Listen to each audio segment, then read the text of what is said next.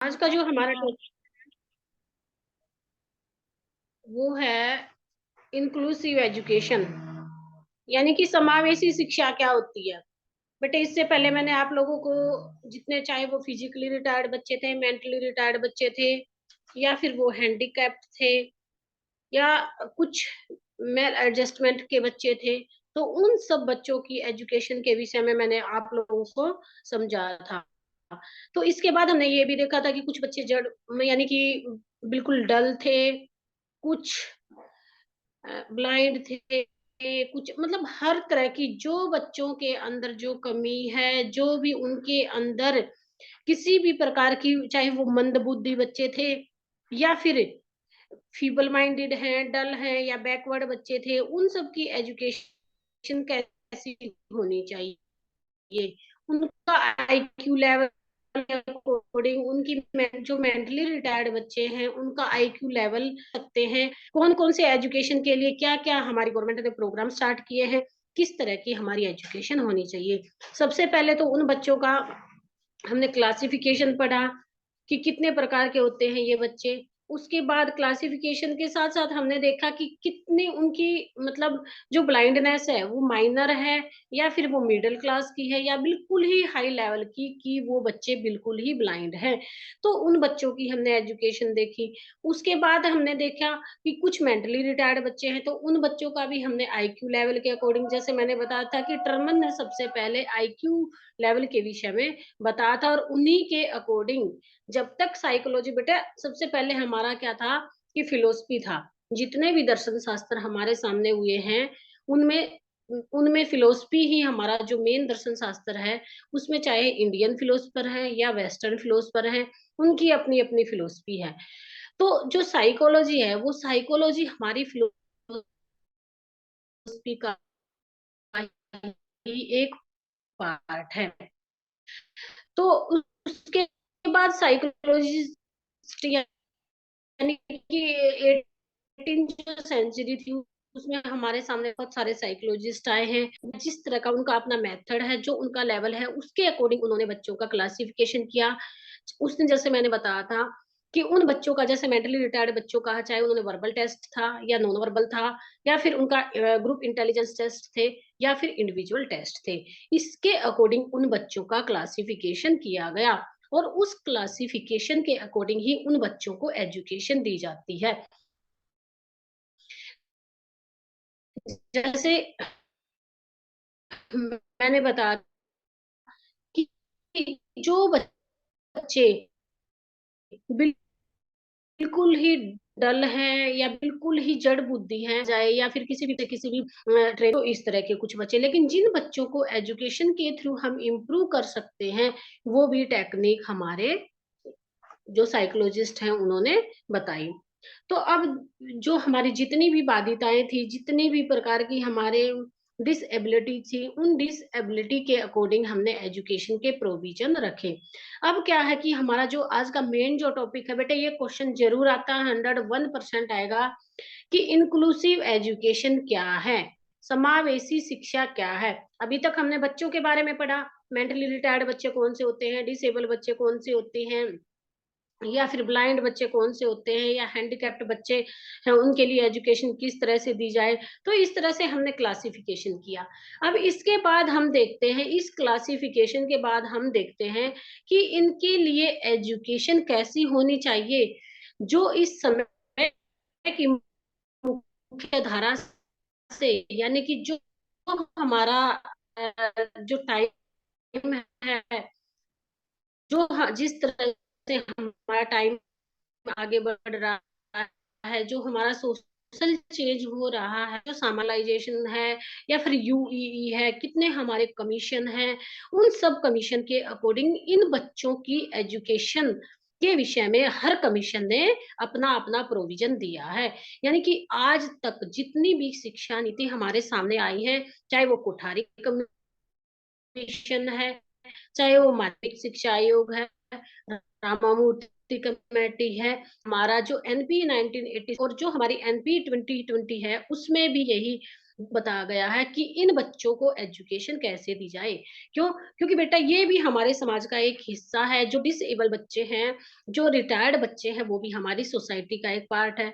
अगर हम उनको सोसाइटी के साथ लेकर नहीं चलेंगे, अगर हम उन बच्चों को सामान्य बच्चों की तरह एजुकेशन नहीं देंगे, तो वो बच्चे जो समय की मुख्य धारा है उससे वो कट जाएँगे, समाज से वो अलग हो जाएँगे और उनके अंदर एक हीन भावना आएगी और हमारा जो देश है वो तरक्की नहीं कर पाएगा।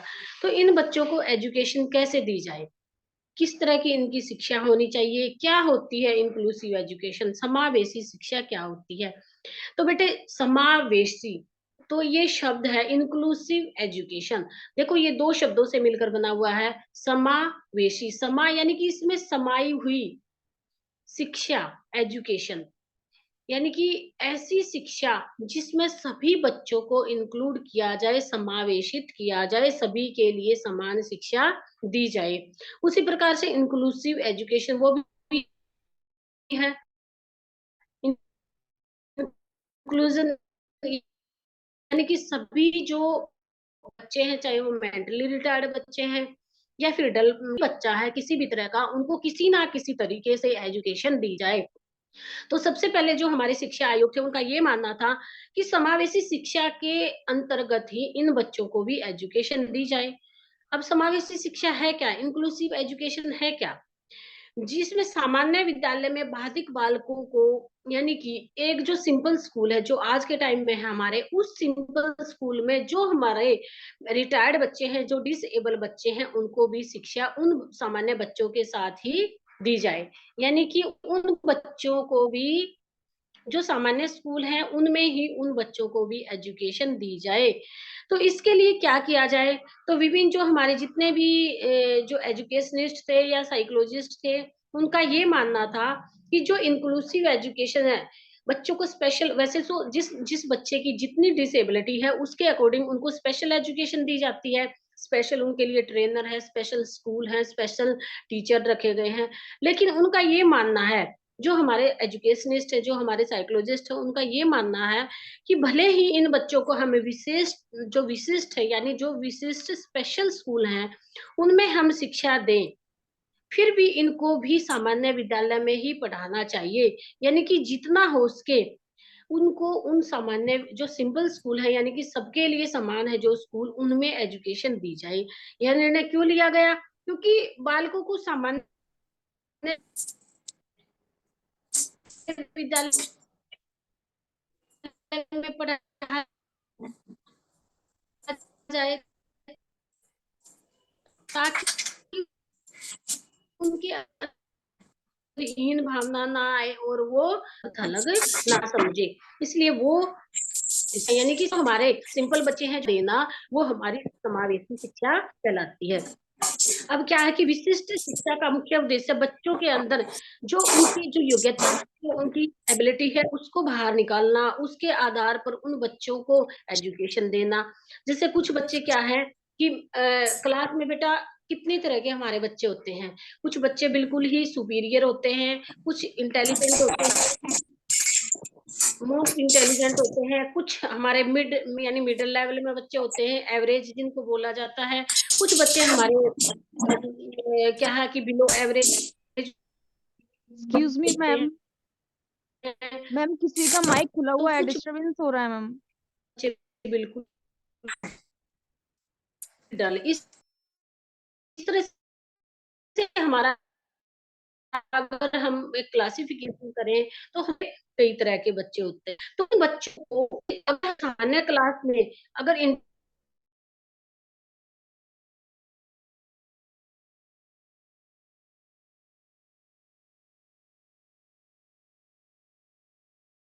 ठीक है,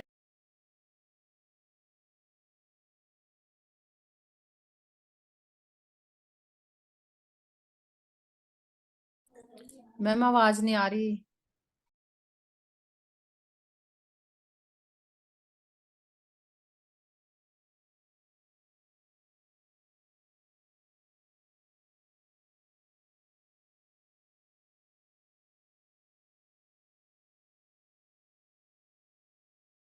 मेन उद्देश्य क्या था कि बेटा बच्चों को सभी बच्चों को रीडिंग, राइटिंग या मैथमेटिक्स है या ड्राइंग है या फिर कोई भी किसी भी तरह का कंपटीशन है, उन बच्चों को भी उसमें पार्टिसिपेट किया जाए।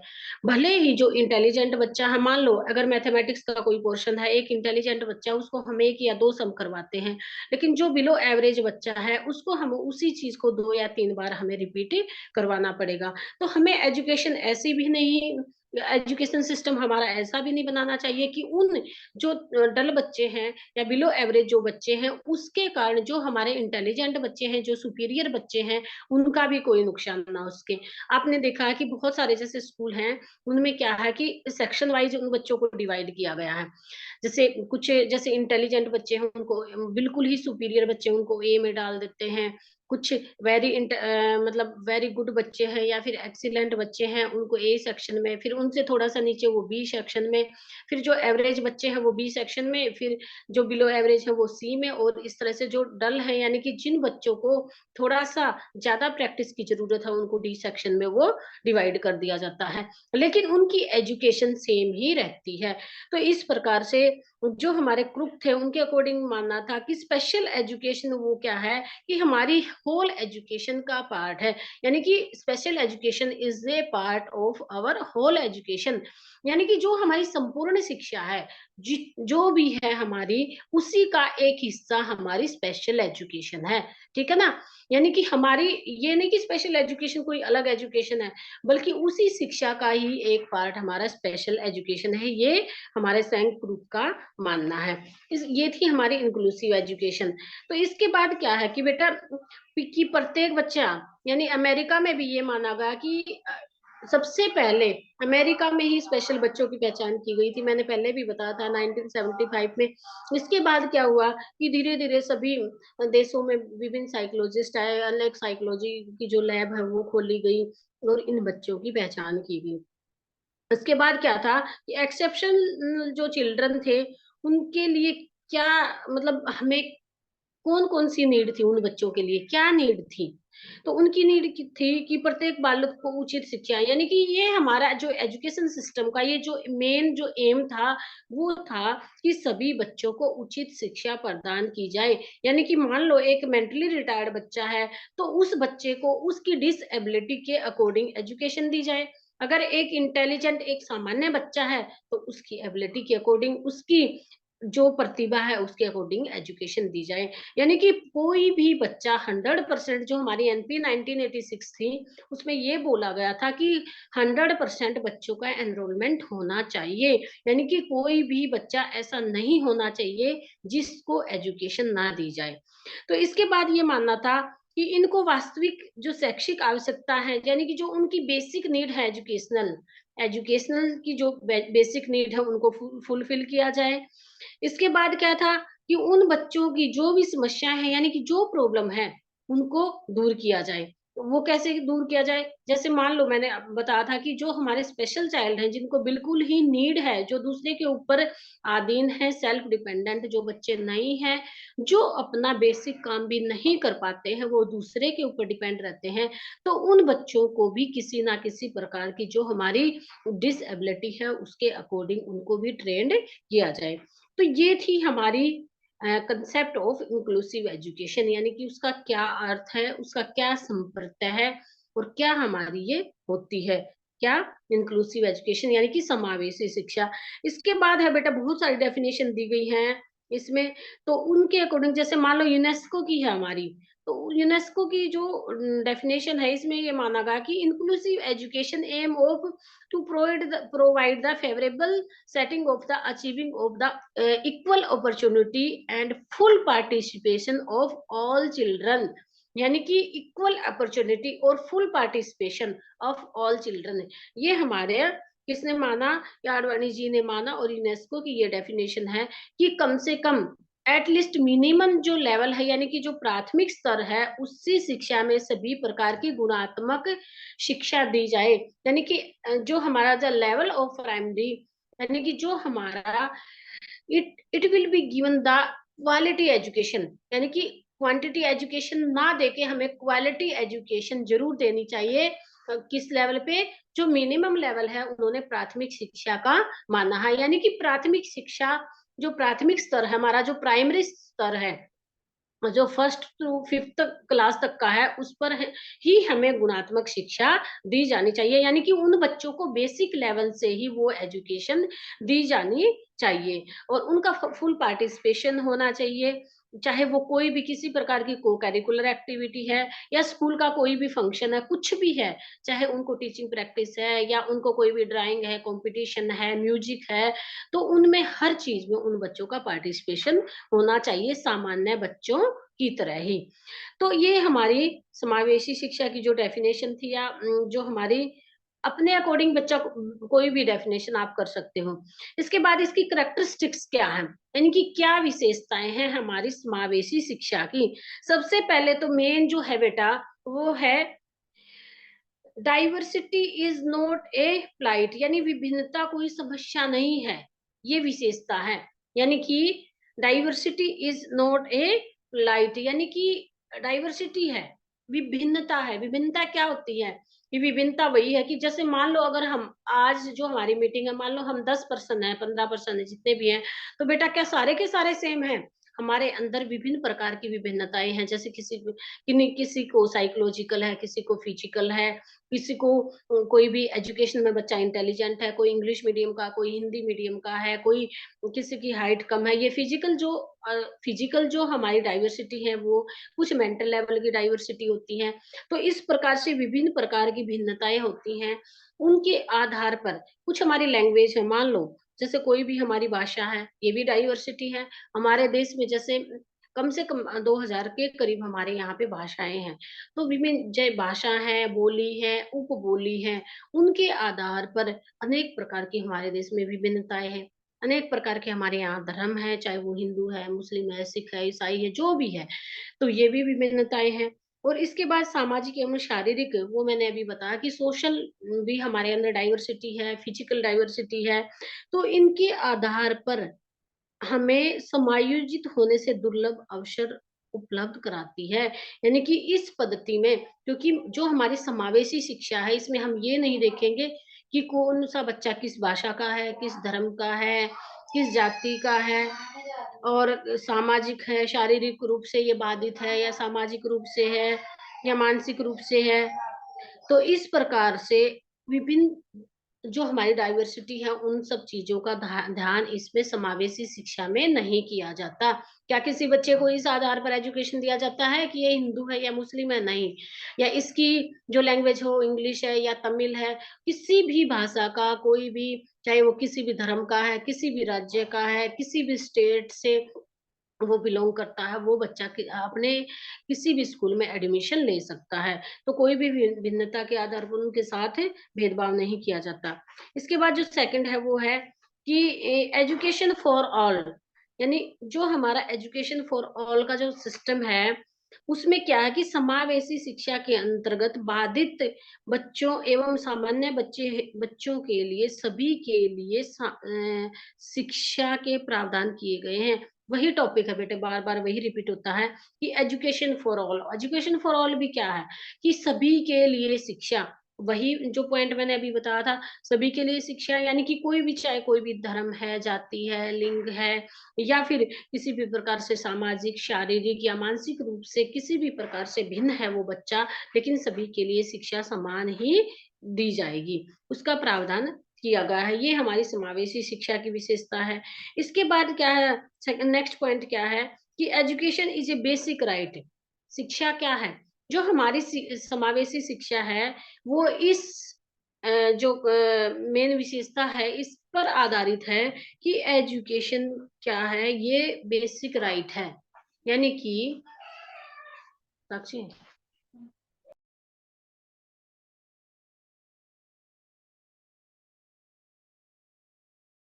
जो बेसिक जो फंडामेंटल जो राइट्स हैं, उसमें जो हमारे मौलिक अधिकार है, उसमें ये एक राइट दिया गया है कि शिक्षा एक हमारा मौलिक अधिकार है, यानी कि उसको कोई भी हमारे से नहीं छीन सकता है। जो हमारा राइट टू एजुकेशन है, तो उसमें भी हमारा 2010 में ये लागू किया गया था, तो उसमें यही माना गया कि कोई भी बच्चा, चाहे वो किसी भी कास्ट से, धर्म से, रिलीजन से या फिर हमारे जेंडर से, किसी भी प्रकार से उस बच्चे को सामान्य बच्चे से अलग ना किया जाए, सबको समान रूप से समावेशी शिक्षा प्रदान की जाए।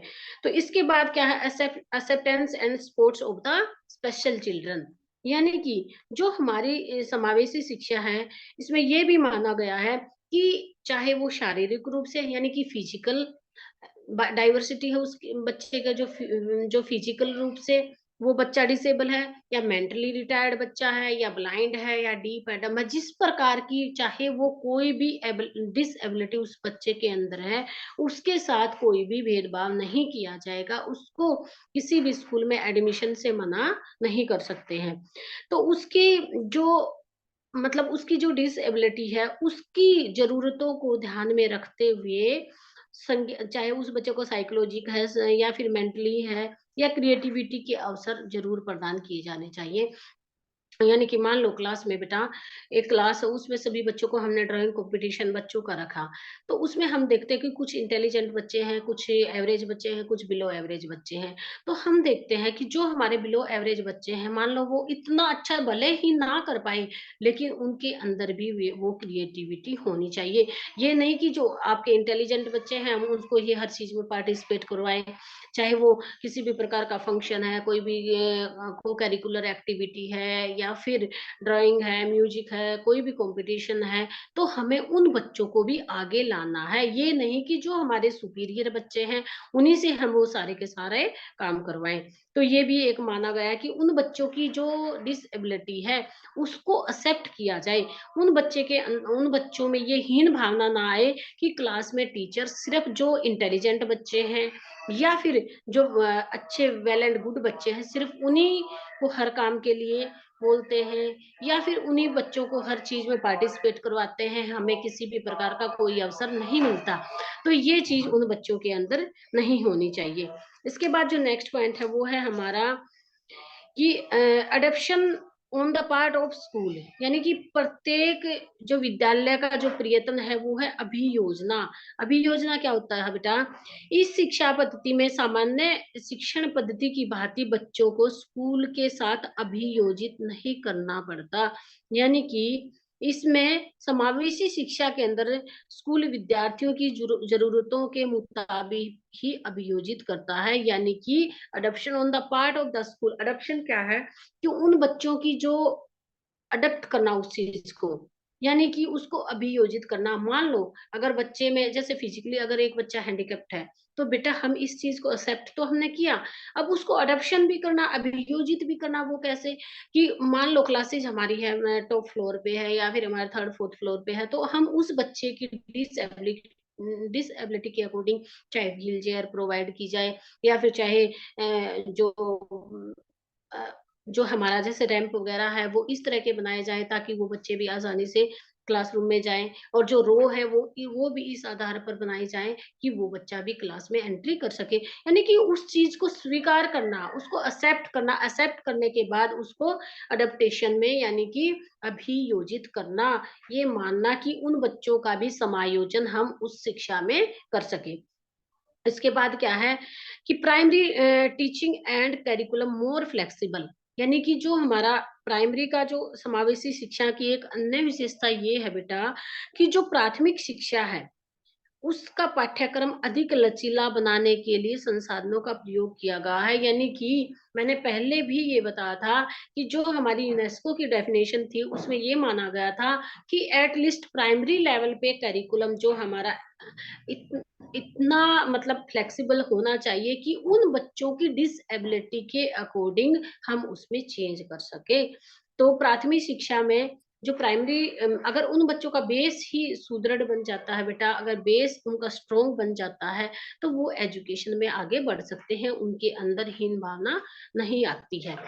तो इसके बाद क्या है कि जो हमारा प्राइमरी लेवल को है मेन लेवल माना जाता है, क्योंकि प्राइमरी में अगर उस बच्चे का एक बच्चा मान लो अगर ब्लाइंड बच्चा है और उस बच्चे को क्लास में अच्छे से टीचर अगर उस टीचर वॉल्यूम अपनी अच्छे से रखते हैं या फिर उन बच्चों को बोल-बोल के समझा-समझा के वो सारी चीज़ें बताते हैं, तो उस बच्चे का क्योंकि वो माइंड तो शार्प है ही उनका, क्योंकि अगर माइंड है, वो मेंटली वो बच्चा सही है, तो भले ही उनके अंदर फिजिकली डिसेबिलिटी है, लेकिन वो उस चीज़ को वो एक्सेप्ट कर लेता है। इसके बाद क्या है कि नेक्स्ट पॉइंट,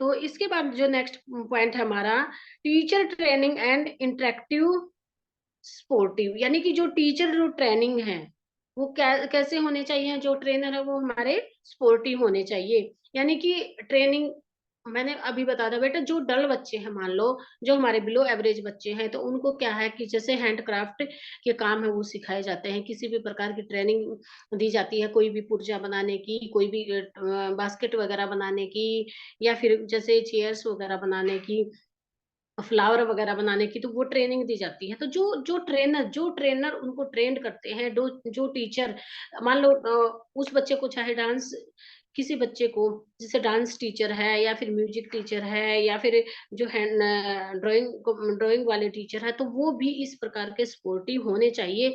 यानी कि ऐसे नहीं कि उन बच्चों की डिसेबिलिटी को वो नेग्लेक्ट करें। इसके बाद क्या है, ये थे हमारी जो समावेशी शिक्षा की विशेषताएं यानी इम्पोर्टेंस।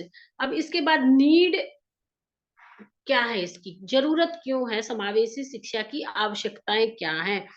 तो सबसे पहले क्या है कि बेटा, अगर समावेशी शिक्षा नहीं होगी तो हमारे जो समाज में वो अस्त व्यस्त हो जाएगा। यानी कि एक तरह से हमारे समाज के अंदर यूनिटी की भावना नहीं रहेगी और बच्चों के अंदर जो हीन भावना है वो जागृत होगी। सबसे मेन यही माना जाता है, क्योंकि अगर मान लो एक क्लास है, जैसे उसमें हम देखते हैं कि जो 4 या 5 5 7 10 बच्चे, कुछ ऐसे इंटेलिजेंट बच्चे होते हैं, सिर्फ उन्हीं को वही हमारी कॉपियाँ चेक करवाते हैं, वही बच्चे जवाब देते हैं, वही पढ़ के सुनाते हैं और उन्हीं पे फ़ोकस किया जाए, तो बाकी क्लास के जो बच्चे हैं, वो भले ही पढ़ने में सही होने के बाद भी वो बच्चे जो उनका मोरल लेवल है वो डाउन हो जाता है। क्यों? क्योंकि उनको ये लगता है कि टीचर तो हमारे से, कई बार लगता है ना हमें भी, छोटे बच्चे जब हम होते हैं, हम अच्छे से याद करके जाते हैं, जब जाते हैं टीचर हमें बोलता है कल टेस्ट होगा। मान लो अगर टेस्ट नहीं होता तो क्या करेगा? अगली बार बच्चा करके नहीं आएगा। क्यों नहीं करके आएँगे? उनको ये लगेगा कि मैम को सुनना नहीं है या सर को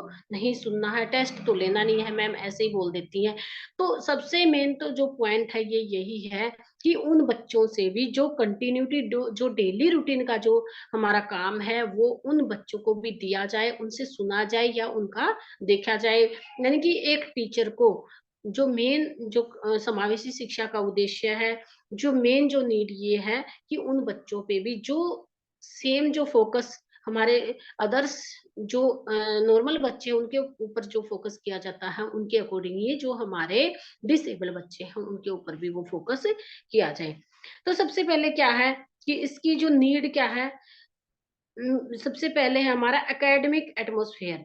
यानी कि उनका जो हमारा एकेडमिक, वही-वही बातें बेटा सारी रिपीट हो रही हैं कि हमारा एकेडमिक जो एटमॉस्फेयर वो इस प्रकार का होना चाहिए कि उन बच्चों को किसी भी प्रकार की उनके अंदर जो उनका मोरल डाउन ना हो सके, उनके अंदर हीन भावना ना आ सके। इस तरह का हमारा एटमॉस्फेयर होना चाहिए। इसके बाद क्या है कि दूसरा क्या है कि लेस एक्सपेंसिव, ये हमारी जो समावेशी शिक्षा है वो क्या होनी चाहिए कि वो ज्यादा हमारी खर्चीली नहीं होनी चाहिए।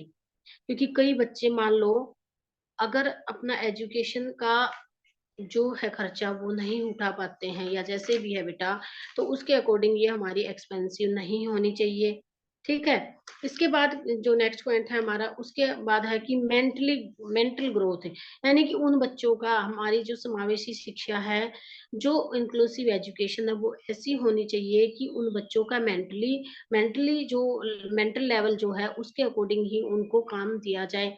मान लो जैसे छोटे बच्चे हैं उनको कोई भी इस तरह का हम कंपटीशन दे देते हैं या कोई भी कोई डायग्राम देते हैं। जैसे अभी छोटे बच्चे होते हैं तो उसको क्या करते हैं, कोई भी हम टेबल दे देते हैं या फिर 1 टू 10 तक हम काउंटिंग देते हैं, तो उसमें एक-एक शब्द, एक-एक डिजिट हम छोड़ देते हैं। जैसे 1 है उसके बाद 2 छोड़ देते हैं, फिर 3 लिख देते हैं, फिर 4 5 छोड़ देते हैं, फिर 6 लिख देते हैं। तो उससे क्या होगा, वो बच्चा उस चीज़ को यानी कि उस काउंटिंग को 1 टू 10 तक हम उसको फिल करने के लिए देंगे, ठीक है? तो वो देखेगा, वो उसके मेंटल पे यानी कि उसके दिमाग पे ये प्रेशर पड़ेगा, वो समझेगा इस चीज़ का कि 1 के बाद तो 2 आएगा, 2 के बाद 3 आएगा। तो इस तरह से उस उन बच्चों का जो मेंटल लेवल है उसका डेवलपमेंट होता है, ठीक है? तो इसके बाद क्या है कि इसकी दूसरी जो नीड क्या है कि डेवलपमेंट ऑफ सोशल वैल्यू, यानी कि उन बच्चों में भी शिक्षा का जो उद्देश्य है केवल शिक्षित करना नहीं है बल्कि उन बच्चों का ऑल राउंड डेवलपमेंट करना है। ये नहीं कि हमने एजुकेशन दे दी, उनको बुकिश नॉलेज उन बच्चों के पास है, वो सिर्फ एक शिक्षा नहीं है बेटा, बल्कि उन बच्चों का ऑल राउंड डेवलपमेंट करना है। सामान्य विद्यालय में जो हमारे असमर्थ जो बच्चे हैं, उनमें सामाजिक गुणों का भी विकास होना ज़रूरी है। क्यों?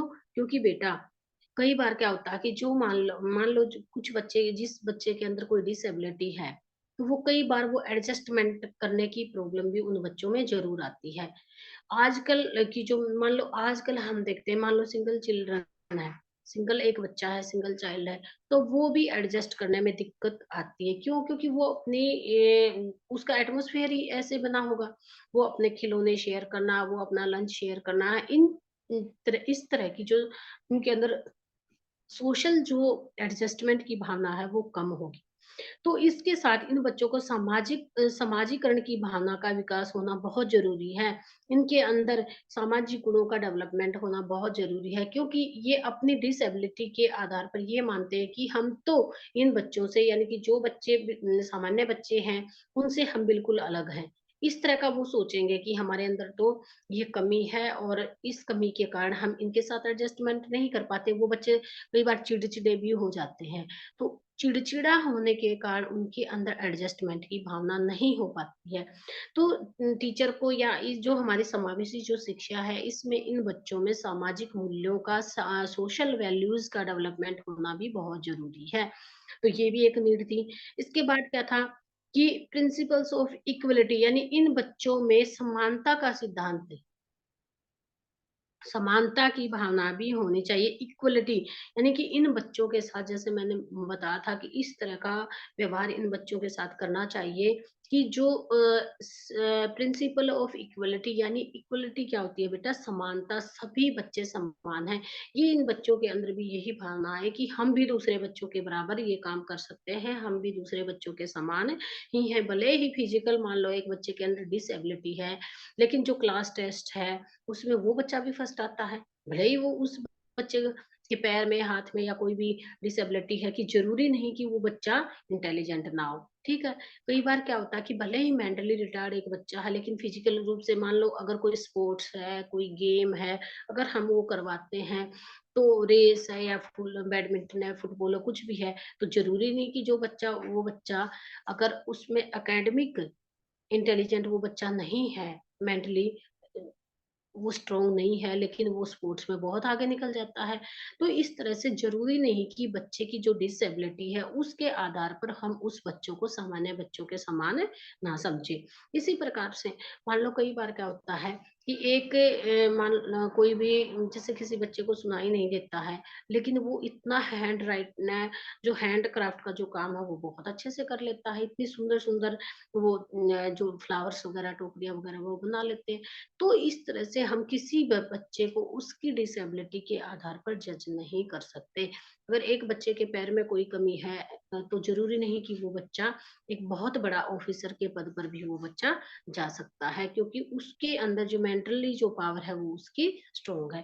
तो इस तरह से बहुत सारी ऐसी डिसेबिलिटी हैं जो हमारी इस समावेशी शिक्षा में बच्चे के अंदर हीन भावना नहीं आने देती, क्योंकि वो बच्चा उन उस क्लास में सामान्य बच्चों के समान खेलता है, पढ़ता है, को करिकुलर एक्टिविटी में पार्टिसिपेट करता है। भले ही कोई डिसेबिलिटी है, उस डिसेबिलिटी की एक्सेप्टेंस, यानी कि उसको एक्सेप्ट करते हुए एडजस्टमेंट की भावना उन बच्चे के अंदर आ जाती है।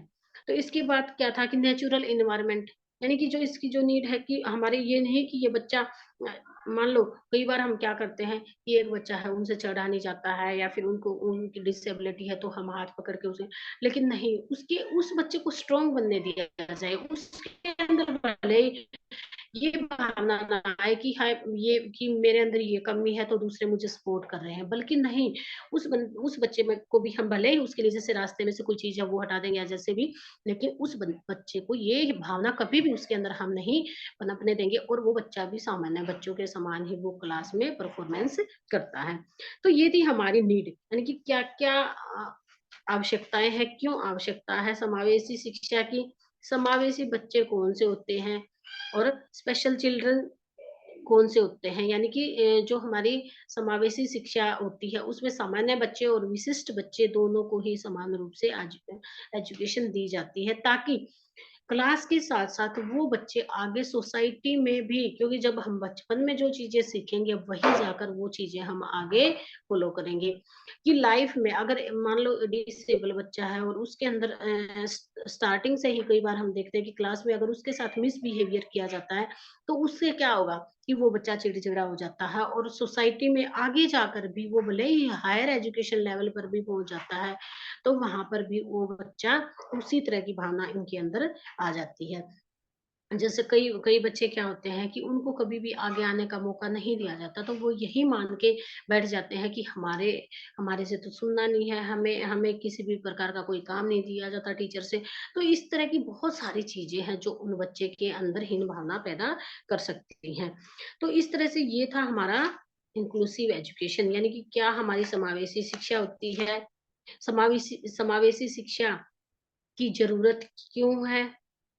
किस तरह के बच्चे समावेशी शिक्षा ले सकते हैं, इसके लिए कौन-कौन से प्रोविज़न किए गए हैं, क्यों होनी चाहिए हमारी समावेशी शिक्षा, किस लेवल पर होनी चाहिए, प्राथमिक लेवल पर क्या होना चाहिए, सेकेंडरी लेवल पर किस तरह की, और हमारी जो हायर एजुकेशन है, वो किस तरह से।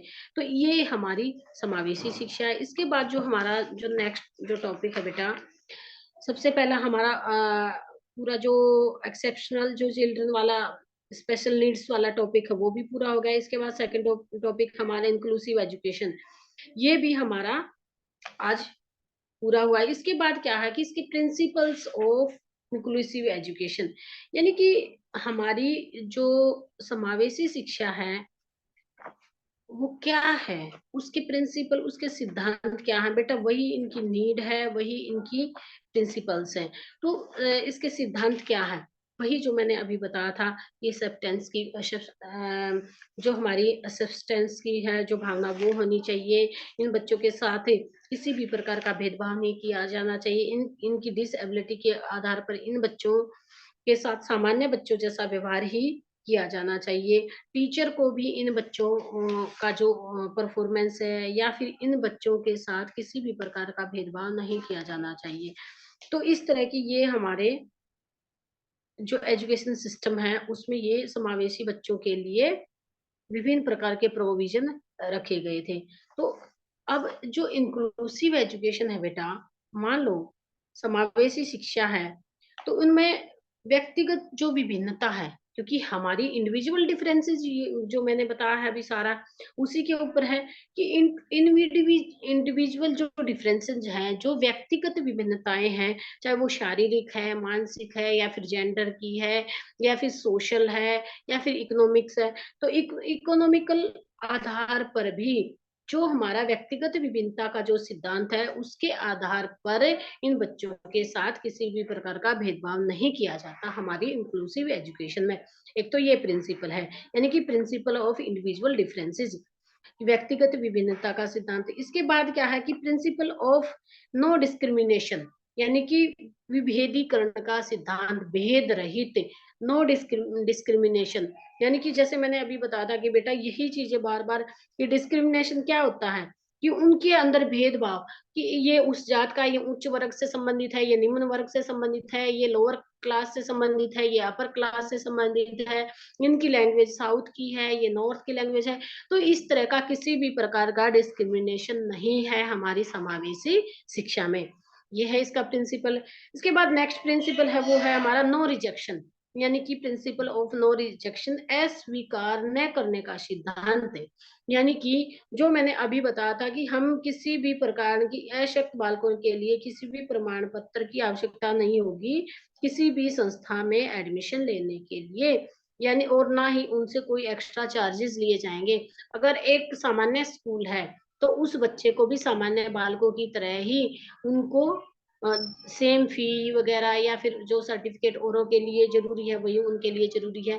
तो इस तरह का, बल्कि जो रिलैक्सेशन है वो उन बच्चों को दी जाती है, चाहे मान लो डिसेबिलिटी है तो उसके कुछ पॉइंट वगैरह दी जाते हैं, या फिर जैसे कुछ रिजर्वेशन वगैरह जो हमारी गवर्नमेंट ने रखा है तो वो दिया जाता है। तो ये था प्रिंसिपल। इसके बाद है हमारा next principle of individual education programme, यानी व्यक्तिगत शिक्षा कार्यक्रम का सिद्धांत। इसका मतलब क्या होता है बेटा कि जो हमारे जो जितनी भी चाहे कोई भी टेक्नोलॉजी है या फिर जो हमारी सहायक सामग्री है उसके आधार पर सभी संसाधनों का यूज करते हुए उन बच्चों को अभिकर्मिकत अनुदेशन का भी प्रयोग में लिया जाना चाहिए, यानी इंडिविजुअल एजुकेशनल प्रोग्राम। यानी कि जो हमारी एनपी ने क्या हमारी जितनी भी पॉलिसी आई है उन्होंने जो भी, चाहे एजुकेशन फॉर ऑल है या आरटीई है, राइट टू एजुकेशन है, या फिर जैसे हमारा कोई भी प्रोग्राम लर्निंग उसके थ्रू पढ़ाना है, या एजुकेशनल प्रोग्राम है जैसे व्यक्तिगत शिक्षा कार्यक्रम है, या फिर जैसे ये क्या था प्रौढ़ शिक्षा का प्रोग्राम है, और या फिर जैसे हमारा एजुसेट वगैरह के थ्रू पढ़ाना है। तो ये जितने भी नई नई टेक्नोलॉजी हमारे सामने आई है, जितने भी ऑडियो विजुअल जो एड्स हैं, चाहे वो टीवी है, रेडियो है, ओएचपी है, या फिर आपका जैसे वर्चुअल क्लासरूम है, ऑनलाइन क्लासरूम है, या गूगल मीट है, इस इन सब के थ्रू सभी बच्चों को समान ही पढ़ाया जाना चाहिए। व्यक्तिगत शिक्षा का सिद्धांत इसमें रखा गया है। इसके बाद है प्रिंसिपल ऑफ रिस्ट्रिक्टिव इन्वायरमेंट, यानी नियंत्रित कंट्रोल इन्वायरमेंट। यानी कि जो प्रिंसिपल ऑफ कंट्रोल जो इन्वायरमेंट है उसका सिद्धांत क्या है कि जो हमारा इन्वायरमेंट है वो ऐसा होना चाहिए, वातावरण कक्षा कक्ष का या स्कूल का ऐसा होना चाहिए कि सामान्य बालकों के साथ विशिष्ट बालकों के में किसी भी प्रकार का मतभेद ना हो, उनके अंदर किसी भी प्रकार की कोई भी हीन भावना ना आए। इसके बाद है प्रिंसिपल ऑफ स्पेशल प्रोसेस, यानी विशिष्ट प्रक्रिया। यानी विशिष्ट प्रक्रिया क्या है कि बेटा उनकी जो डिसेबिलिटी है उसके अकॉर्डिंग ही उन बच्चों को सारे के सारे जो प्रोविजन है वो दिए जाने चाहिए। फिर है प्रिंसिपल ऑफ पेरेंटल कोऑपरेशन, यानी कि अभिभावकों का भी सहयोग। ये नहीं कि सिर्फ क्लासरूम में ही हमारा क्लास का या हमारे स्कूल का एनवायरमेंट ही ऐसा होना चाहिए, बल्कि इसके साथ साथ पेरेंट्स को भी अपने बच्चों को क्रियात्मक, यानी कि जो एक्टिविटी बेस जो एजुकेशनल प्रोग्राम है उनको स्कूल के साथ साथ घर में भी वो एक्टिविटी करवाई जाए, उस तरह से समझाया जाए, बताया जाए, पढ़ाया जाए, तो वो भी हमारा होता है।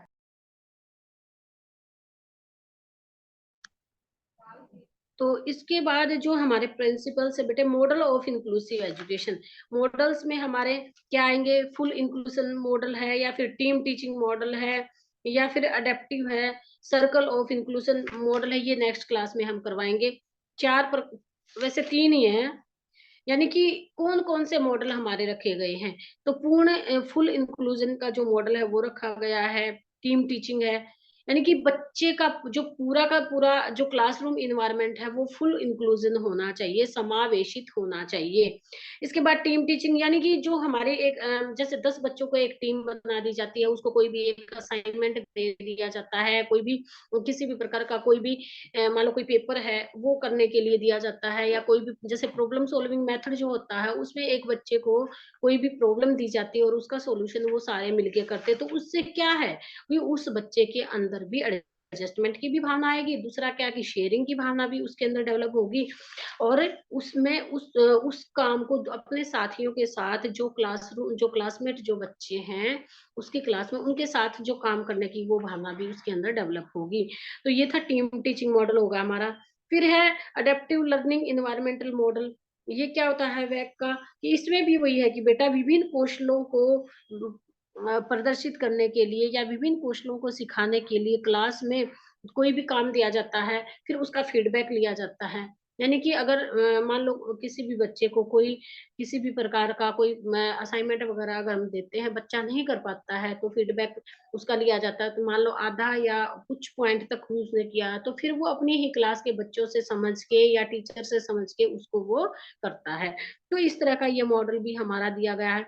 फिर समावेश चक्र, ये क्या होता है कि ये गतिशीलता यानी एक्टिव पार्टिसिपेशन, जो समावेशी जो प्रतिमान है बेटा, सर्कल ऑफ इंक्लूसिव मॉडल है, उसमें क्या होता है कि एक्टिव पार्टिसिपेशन यानी कि वो बच्चा क्लास में जो सामान्य बच्चे हैं उनके साथ एक जैसा एटमॉस्फेयर होता है, और उसमें जैसे पढ़ाना है या फिर क्वेश्चनिंग करनी है या फिर कोई भी क्लास टेस्ट है, जो रूटीन का हमारा काम होता है, उसमें वो बच्चा भी एक्टिव पार्टिसिपेट करे।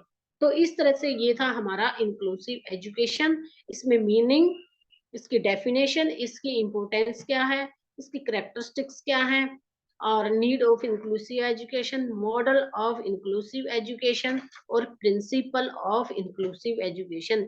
ये हमारा पूरा का पूरा एक टॉपिक आज कंप्लीट हुआ।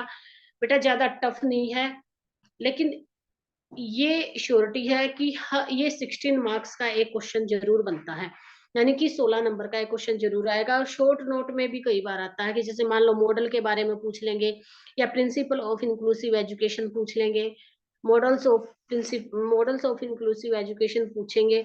तो इस तरह से ये क्वेश्चन पूछे जाते हैं।